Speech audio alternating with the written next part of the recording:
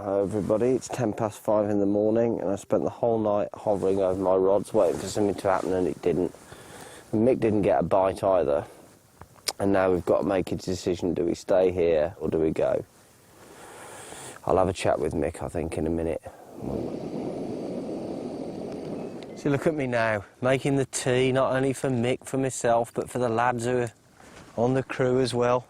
And everybody thinks that my life's sunshine and roses. Well, I'll tell you what, it certainly isn't. And I'm also having second thoughts about catfish because it's occurred to me that when it comes to catching them, catfish suck a big one.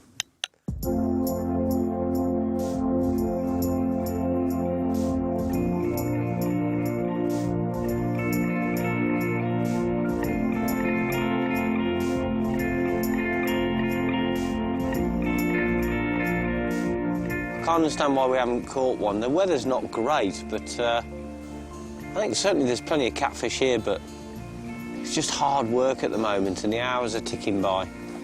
Can really do with catching a fish.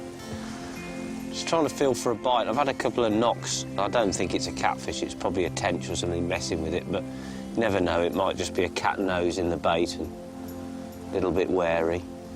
So I'm holding the rod, and if I feel a good pull on it, I'll let the line go. It's a little fish, Mick. Feel it plucking away at it. Isn't it? Mm.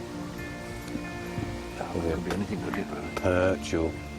I must have been dreaming about your snoring then, Mick. Was I really snoring? Yeah. Yeah. It's probably why we didn't catch any cats. Rip Van Winkle's got nothing on you, mate. Well, this is it, Mick. Final throw of the dice. We've got John's help. John fishes here regularly. He's caught a lot of the catfish in this place, and he suggested that what we try and do is to suspend a bait on the surface. We've been fishing baits near the bottom or just off the bottom. Now, this particular rig is quite interesting because it involves the use of a vertical rod, so the rod's in like a rocket launcher. And in fact, you don't have any weights or ledges on the line or anything. And the idea is you tie that to a tree on the bank, the bait is dangling on the surface, the catfish comes up, nails the bait, breaks the weak link, and then roars off with it. We'll give this over to John. He's going to attach this to the far side for us, and let's just hope that it works.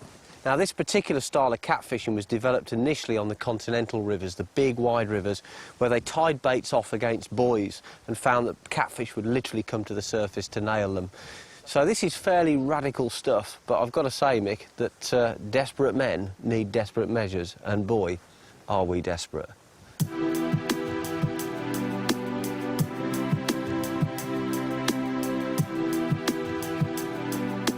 So there's no way the fish is going to pull that over. That's absolutely solid. No.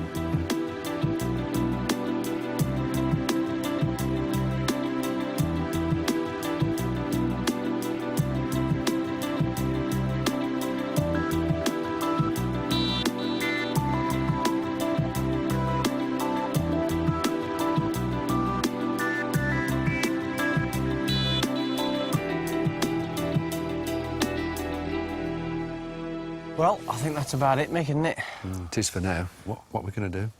I don't know, really. I think we've got to go, though. I don't think there's much point in staying here. No. I mean, we haven't caught a catfish, and we've tried hard. Yeah, and to be fair, nobody else has. There's other catfish anglers around the back of the island they've not caught. No, no. It's just not going well at the moment, is it? Why do you think we haven't caught? Well, I mean, I think these catfish stay feeding phases, don't they? You know, and they're probably going through a resting phase at the moment. That's all, you know, apart from the fact that we're pretty useless. Well, it does present us with a serious problem now because we've got to decide whether to come back here or go to another venue because catfish are still on the hit list, so...